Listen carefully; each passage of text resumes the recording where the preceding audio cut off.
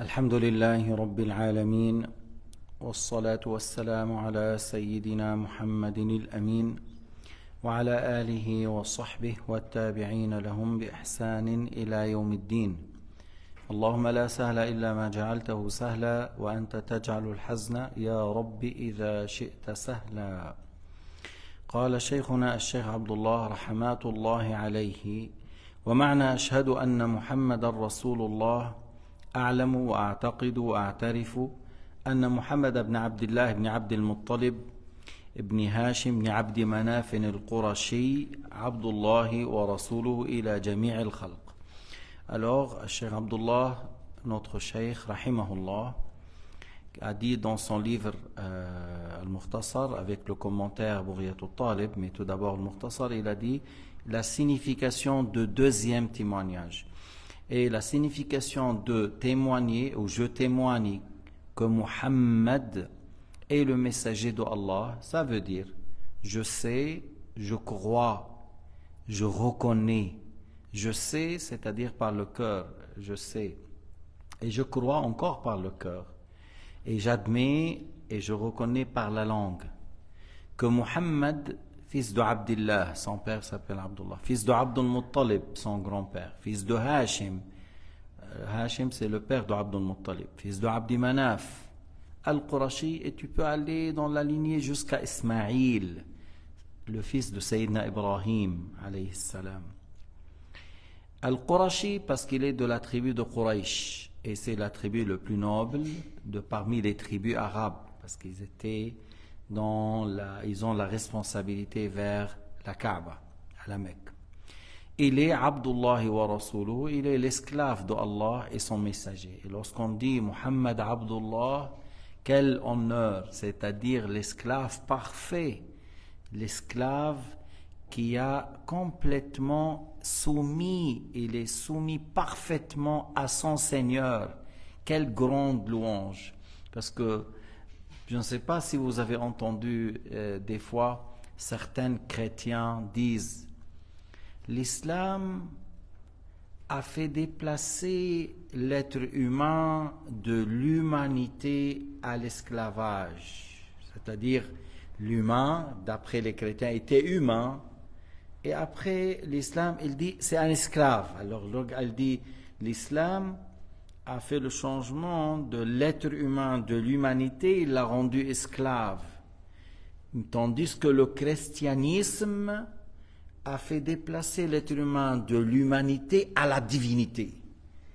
Quel grand mensonge, quelle parole qui n'a rien à voir avec la raison. D'ailleurs, l'être humain, il est esclave d'office.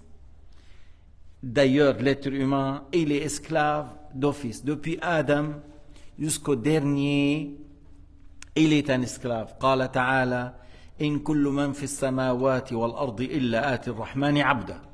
C'est-à-dire, c'est pas seulement les êtres humains et les djinns, même les anges, même Jibril, ceux qui sont sur terre et dans les cieux, tous sont des esclaves à Dieu. Alors, le fait qu'on a déplacé, c'est pas juste, on est des esclaves à Dieu, mais on le dit, on le reconnaît, on nie pas qu'on est des créatures et des esclaves à notre Seigneur. C'est lui qui nous a créés et c'est lui qui nous a donné les yeux, la langue et les oreilles, l'odorat, la vue, l'ouïe, la parole, le goût. هذا كله من الله هو الذي شق لنا السمع والبصر. C'est lui qui nous a donné l'ouïe et la vue et la langue pour parler et manger et goûter, ainsi de suite. Tandis qu'ils disent le christianisme, ils disent à déplacer l'être humain de l'humanité à la divinité. Est-ce que c'est vrai ça? C'est-à-dire, selon vous, un être humain, il est devenu Dieu? Un être humain qui dort, qui mange, qui boit, qui sent la fatigue et qui a besoin d'aller aux toilettes, vous dites ça et on l'a considéré Dieu. Ça, c'est une chose à admirer, ça, c'est une chose à louer. Vous avez attribué la divinité à une créature qui a un début, qui est créée.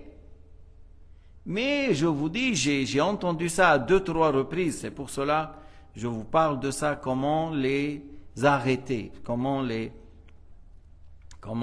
stopper. C'est pas Jésus n'est pas un Dieu, c'est une créature. Et sa mère, c'est une créature. Et le père de toute l'humanité, Adam, c'est une créature. Et l'ange, le chef des anges, est une créature. Alors, il n'y a personne parmi les créatures, un Dieu. C'est quoi une religion qui donne la divinité à une créature? C'est quoi cette religion? ما هو هذا الدين الذي يعني يعطي الألوهية لعبد مخلوق? C'est pas une chose qui est cohérent avec la raison saine. C'est ce que je voulais dire. C'est pas une chose valable selon la raison. أما محمد نحن نقوله باعتزاز وهو يقول قال أنا عبد فقولوا عبد. Sayyidina Muhammad a dit je suis un esclave, vous dites de moi un esclave. Il ne faut pas que vous exagérez dans mes louanges en faisant des éloges qui dépassent les limites et vous ne faites pas des exagérations dans les louanges comme ils ont fait les chrétiens. Et ils lui ont dit c'est Allah, c'est Dieu, ainsi de suite. Mais moi, il a dit moi je suis un esclave, dites que je suis un esclave. Alors il est l'esclave de Dieu et son messager. Pour qui? Pour tous les humains et tous les djinns. C'est pas seulement pour les Arabes. Il parlait l'arabe. Il a annoncé son appel aux Arabes, mais il a envoyé ses messagers, les délégués qui transmettent la da'wa en Perse, en César, au Yémen, le roi de l'Égypte, les rois qui sont dans ces moyens à l'époque de leur annoncer, les appeler à l'islam. Le prophète a envoyé des dizaines de délégués, des lettres à ces gens-là pour qu'ils embrassent l'islam, parce qu'Allah Ta'ala l'a envoyé comme messager pour tous les humains et tous les djinns, قال تعالى ليكون للعالمين نذيرا, afin qu'il soit un avertisseur pour tous les humains et pour tous les djinns. قال المؤلف هذا, c'est ça. Tout d'abord, on a parlé du prophète, de sa lignée, qu'il est le messager pour tous les êtres humains et les djinns. ويتبع ذلك اعتقاد أنه ولد بمكة وبعث بها. Alors, maintenant, il y a des choses qui sont liées au deuxième témoignage, fait de croire qu'il est un prophète messager pour tous les êtres humains et tous les djinns. Et il y a des choses qui sont liées à ça. Le fait de croire qu'il est un arabe qui est né à la Mecque. Il est né à la Mecque et qu'il a reçu la révélation pendant qu'il est à la Mecque et il est mort à Médine. إذن ولد بمكة وبعث بها. Il a fait l'immigration à Médine, il a resté 13 ans à la Mecque, il a fait 10 ans à Médine, et il est mort à Médine, et les prophètes seront enterrés là où ils sont morts. Alors il est mort dans la chambre de Aïcha, en ayant la tête sur ses jambes. Alors il y avait un lit ou quelque chose là, on l'a écarté, et on a fait sa tombe là-bas. Al-Anbiya yudfanun haythu yamutun. Les prophètes seront enterrés là où ils sont morts. Alors Sayyidina Muhammad est enterré dans la maison de Aïcha radiyallahu anha. وتضمن ذلك أنه صادق في جميع ما أخبر به وبلغه عن الله تعالى. Alors, encore, dans le deuxième témoignage, il faut croire que le prophète est véridique dans tout ce qu'il a transmis, dans tout ce qu'il a énoncé de la part de Dieu Azza wa Jal. Tout ce qu'il nous a dit, que ça c'est halal, ça c'est haram, ça c'est obligatoire, il a eu telle chose dans les communautés précédentes, il va avoir telle chose dans le futur comme signe parmi les signes de l'heure. Le prophète Mohammed est véridique dans tout ce qu'il a annoncé, dans tout ce qu'il a rapporté de la part de Dieu Azza wa Jal. إذن هو صادق في كل ما أخبر به عن ربه لأن الأنبياء كلهم معصومون من الكذب. Tous les prophètes sont immunisés contre les mensonges. فمن ذلك عذاب القبر ونعيمه. Alors parmi les choses que le prophète a transmis, a parlé, il a parlé de supplice de la tombe et les délices de la tombe. C'est-à-dire, le prophète Mohammed a parlé que dans la tombe, il y a un châtiment pour certains. Pour certains, il y a un châtiment. C'est-à-dire les mécréants et certains musulmans désobéissants. Il a parlé de ça. Il y a plusieurs hadiths et il y a même des ayats dans le Coran à ce sujet. Et il a parlé au sujet des délices de la tombe, c'est-à-dire il y a des gens qui sont dans la félicité dans la tombe, et la tombe sera illuminée, sera élargie, la personne voit sa place dans le paradis, et il aura une lumière comme la pleine lune, il sent l'odeur du paradis, il dort comme le nouveau marié. Si on lui propose de revenir chez lui dans sa maison pour rester avec ses 4 épouses et ses enfants, il ne souhaite pas. En supposant quelqu'un qui a 4 femmes, en ayant beaucoup de moyens, il a des millions, il a des châteaux, il a beaucoup d'enfants, il a beaucoup de vergers, mais c'est un bon musulman, il est mort dans un bon état. il ne souhaite pas de revenir. لا يتمنى أن يرجع المؤمن الصالح لا يتمنى أن يرجع إلى الحياة الدنيا. ننتبه أن هناك من ينكر عذاب القبر، وإنكار عذاب القبر كفر، وهؤلاء بعضهم قد يتسمى باسم دكتور وشيخ، ألا لعنة الله على الكافرين. هيك دغري من الأخير. Il y a des gens, j'ai dit, faites attention, il y a des gens qui se disent des fois docteurs, des fois ils se disent imam, des fois ils disent penseur, mufakkir, ils disent mufakkir islami, bahith, ils disent chercheur, voilà. Et dernièrement, on a entendu certains qui nient qu'il y a un châtiment dans la tombe. Ils disent il n'y a pas ça, c'est pas juste, c'est pas valable. Il y a même certains qui, j'ai entendu, il a nié toute l'histoire de Adam, qu'il était au paradis et qu'il a mangé de l'arbre. Il niait tout ça. Alors, c'est des mécréants. C'est des mécréants. Ils ne sont pas des musulmans. C'est lui qui renie qui nie ce qui est dans le Coran, qui contredit ce qui est dans le Coran et qui contredit la parole du prophète Mohammed alayhi salatu wa sallam. C'est pas un musulman. Au sujet de la tombe, il y a l'ayat, il y a le hadith, et Allah Ta'ala a dit yu'minuna bil ghaib, c'est-à-dire ce que le prophète leur a transmis, ils croient à ça même s'ils n'ont pas vu. Il leur a parlé qu'est-ce qu'il y a dans l'au-delà, le jour dernier, dans l'enfer, dans Jahannam. Ils croient à ça même s'ils ne l'ont pas vu. Mais ils ont cru que la parole de Dieu est véridique, la parole de son messager est véridique. تؤمن بالغيب ما هو الغيب؟ يعني الأشياء التي أخبر النبي عنها أنها ستكون سواء في القبر سواء في الآخرة سواء في جهنم أو في الجنة ونحو ذلك. يؤمنون بالغيب الذين أخبروا به يصدقونه. النبي صادق فيما يخبر به عن ربه، والله تعالى صادق فيما أنزله في كتابه، والله تعالى أصدق القائلين. طيب.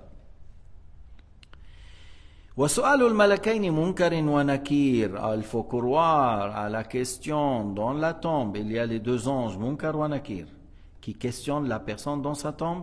Surtout la question, qu'est-ce que tu disais de l'homme qui s'appelait Muhammad? ماذا كنت تقول في هذا الرجل محمد? Il y a des hadiths qui sont véridiques, qui sont authentiques à ce sujet.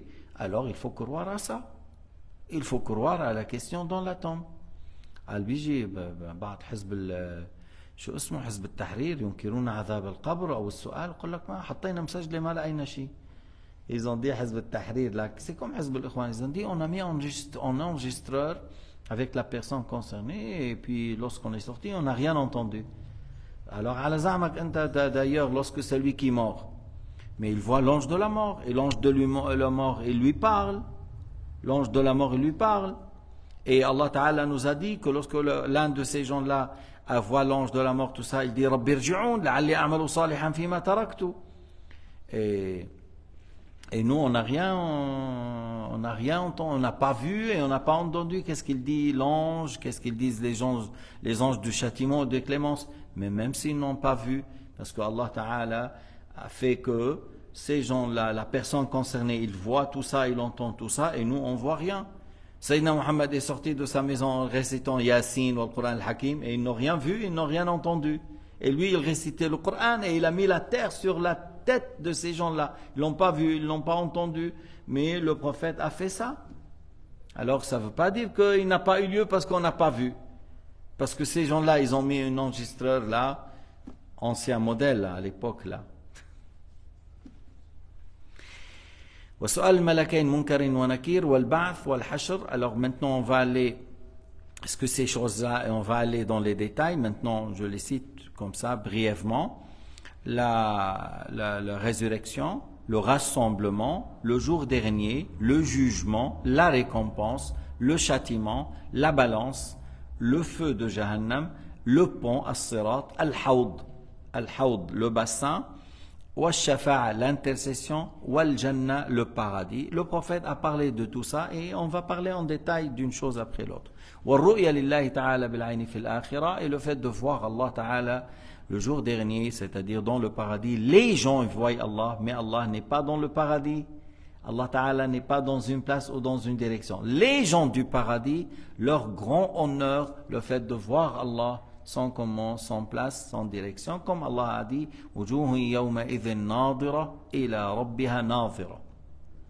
les visages dans ce jour-là qui sont illuminés, c'est les visages des croyants, en train de voir Dieu, ils auront l'honneur de voir Dieu.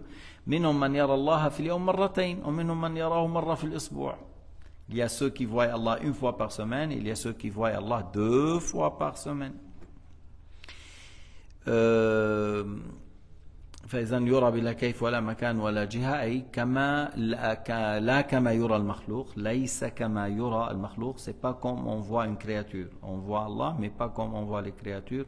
والخلود فيهما, l'éternité dans le paradis et l'enfer. خالدين فيها أبدا, que soit les croyants خالدين dans le paradis, ils sont éternels sans fin, les croyants, et les mécréants sont dans Jahannam éternellement sans fin. والإيمان بملائكة الله ورسله وكتبه وبالقدر خيره وشره, croire aux anges, les anges que Allah Ta'ala a créés, croire à ses messagers, croire aux livres révélés, à la prédestination du bien et du mal. وأنه صلى الله عليه وسلم خاتم النبيين وسيد ولد آدم أجمعين, et que Sayyidina Muhammad est le dernier messager, le sceau des prophètes, le dernier messager, il n'y a pas un prophète après lui. Sauf que Jésus descend du ciel, parce que Allah l'a élevé avant que les Romains le tuent. إذن Jésus alayhi salam ينزل من السماء فيقتل الدجال ويكسر الصليب ويقتل الخنزير والقرد أيضا ورد, ويكون نزوله فرج عظيم للمسلمين.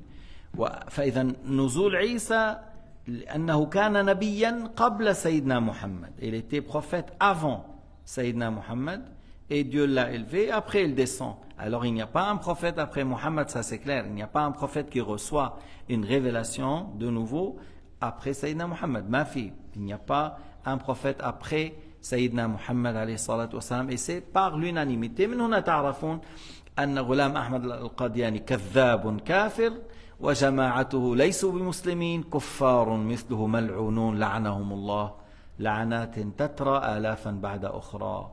Alors, et on a dit, lorsqu'on a dit que Sayyidina Muhammad est le dernier messager, de là vous comprenez que le groupe qui s'appelait l'Ahmadiyya, l'homme qui s'appelait Ghulam Ahmad al-Qadiani de l'Inde ou du Pakistan, ce n'est qu'un menteur, ce n'est qu'un kafir à bas niveau. Un kafir à bas niveau, un homme lâche. Il a collaboré avec les Anglais contre les musulmans, et son groupe s'appelle Ahmadiyya. Ils ont un grand centre à Londres. Et Londres, et qu'est-ce que tu sais de Londres? J'ai entendu un Anglais hier ou avant-hier, il a dit, s'il n'y avait pas le soutien des Anglais, vous n'entendez pas parler de l'Wahhabiyyin. Ils étaient au bord de la société, dans le fond de Najd, écrasés parmi les musulmans. Mais c'est les Anglais qui leur ont donné les armes, la nourriture, les fusils, et qui ont comploté avec eux contre les Turcs, et après, ils ont trahi le roi Hussein, qui lui ont promis, on va te laisser le roi pour les Arabes. Alors ils ont collaboré complètement avec les Wahhabites pour déchirer le monde islamique. Alors lorsque je dis les Anglais et Londres, il faut savoir, eux-mêmes ils te disent, c'est les grands ennemis de l'islam, et qu'ils travaillent pour 2 siècles.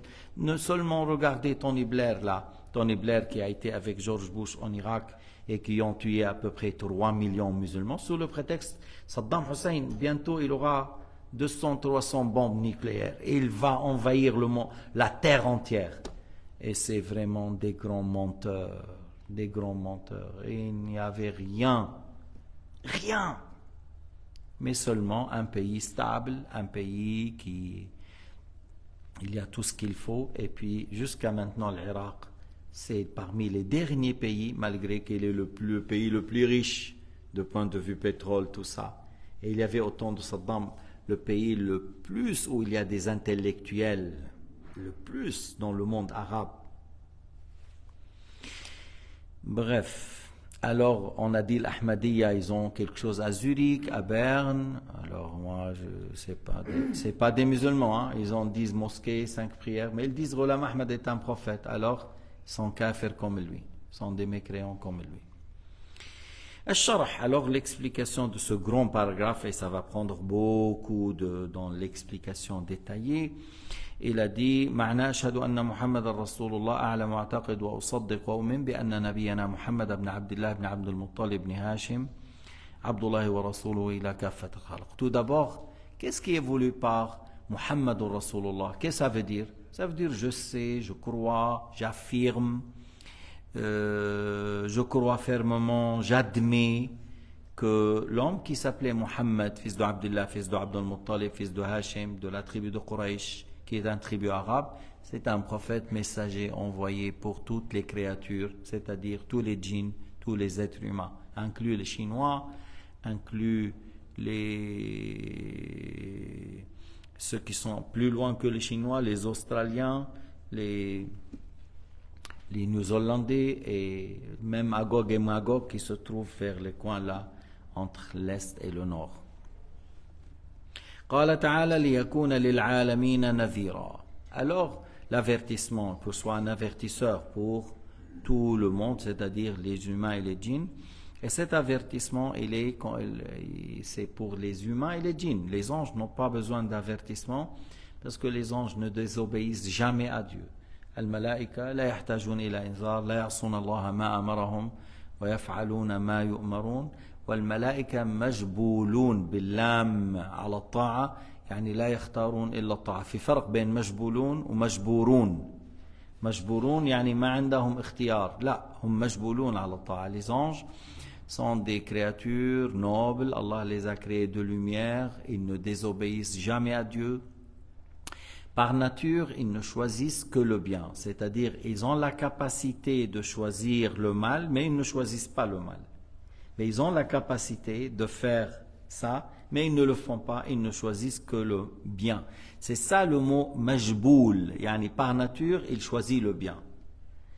Et j'ai dit, il y a une différence entre ils choisissent et par le fait ils sont obligés ou forcés à faire le mal, le bien sans choix. Non, ils ont le choix, ils choisissent le bien, ils ne choisissent jamais le mal. Parce que j'ai dit une fois, je suis en train de parler avec quelqu'un, il m'a dit, ah bon, j'ai cru qu'ils sont programmés. Tu vois, alors, il a dit, j'ai cru qu'ils sont programmés. Mais ça se dit pas, c'est pas des machines les anges, pour dire programmés, c'est pas juste. Mais leur plaisir, les anges, c'est dans l'adoration. Al-Malaïka, leur plaisir dans l'adoration. Ils vont mourir et après ils vont être ressuscités parce que leur plaisir, c'est le fait d'adorer Dieu. Louer, faire des prières, faire des louanges, tasbih, taqdis, ta'zim. C'est ça leur louange. وأما من قبله من الأنبياء فلم يكن مرسلا إلى الإنس والجن. Parlons des prophètes avant Sayyidina Muhammad. On ne lui a pas dit que tu es envoyé pour tous les humains et tous les djinns. On leur a dit d'aller voir ta communauté, annonce à ta communauté. Mais, bien sûr, chaque prophète, lorsqu'il voit du mal ou lorsqu'il voit la mécréance, il va appeler, qu'il soit de sa communauté ou non. Qu'il soit de sa communauté ou non. Il va appeler les gens, les élèves de Jésus, les élèves du prophète Jésus.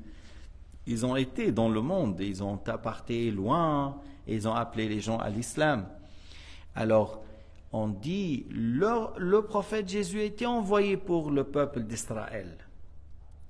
Inni Rasulullah ilaykum. Il a dit, je suis le messager de Dieu pour vous. Et on lui a dit d'aller vers Bani Israël. Mais supposons que Jésus, par exemple, lorsqu'il a voyagé, il a passé par une autre tribu, il a passé par une autre communauté, il va les appeler à l'islam. S'il trouve des gens en train d'adorer un idole ou ils sont en train d'adorer un arbre, il va les appeler à l'islam.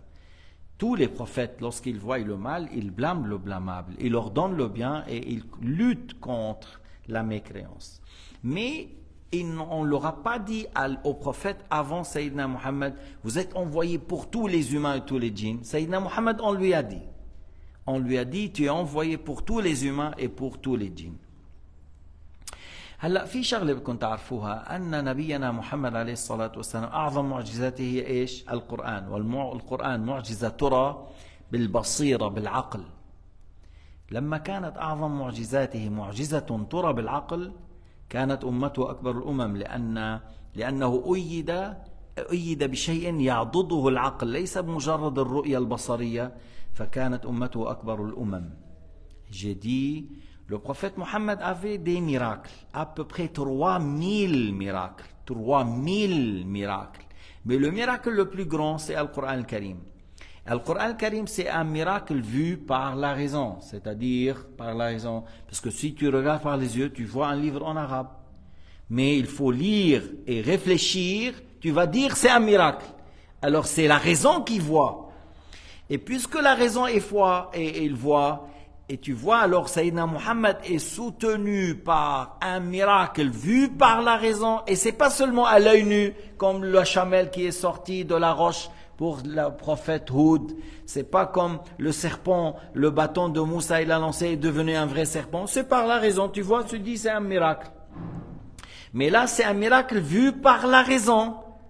Et lorsque la chose est soutenue par la raison, elle trouve beaucoup de gens qui vont l'accepter, l'adhérer, la chercher, courir derrière. De là, on a dit, vous voyez, la communauté du prophète Mohammed, c'est la communauté la plus grande, du fait que son grand miracle était un miracle vu par la raison.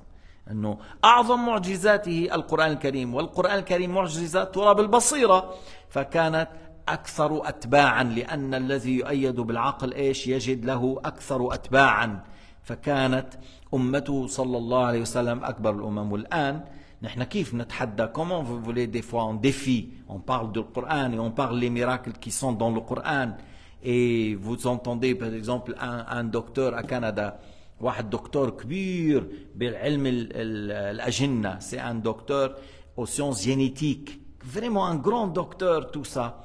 Et on lui a dit pour telle chose, telle chose, telle chose, telle chose. Quand est-ce qu'on a... Oui, on a connu ça depuis 50 ans en arrière avec la technologie qu'on a, avec les machines qu'on a. Est-ce que vous pensez qu'à l'époque, là, 1 siècle, 14 siècles, on peut savoir? Il a dit non, les gens, à l'époque, ils avaient des fausses informations à ce sujet. Alors, lorsqu'on lui a montré les textes à ce sujet, les paroles prophétiques, le Coran al-Karim, et on lui a dit, ça date depuis 14 siècles. Comment tu peux expliquer ça? Il a dit, ce n'est qu'une révélation. Et il a embrassé l'islam. اعتنق الإسلام دخل في الإسلام قال هذه المعلومات هذه الآن نحن عرفناها بالوسائل الحديثة المتطورة صرنا نعرف هذه التفاصيل لكن القرآن الكريم تكلم عنها بالتفصيل علقة مخلقة وغير مخلقة. À un certain moment, dans le deuxième 40 jours, c'est un caillot de sang et il y a un peu l'aspect de l'être humain, un peu l'aspect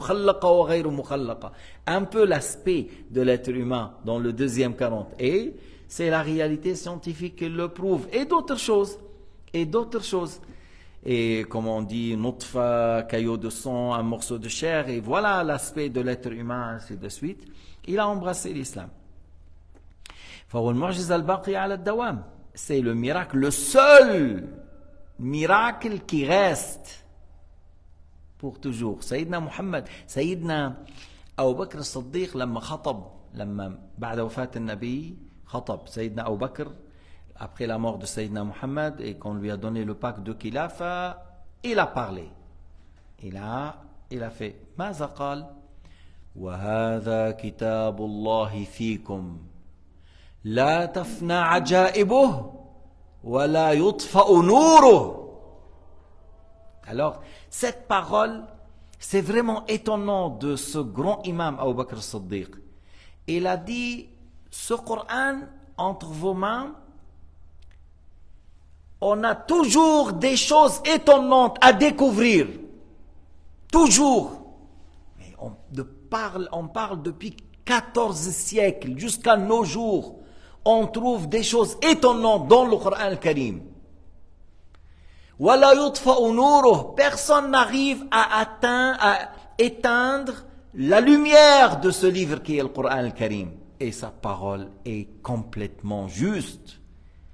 Il y a des choses que on découvre et par la suite on dit voilà, mais Allah Ta'ala a dit ça dans le Coran. Et à chaque fois qu'on dit on monte dans les cieux, on parle de ça, on trouve des choses.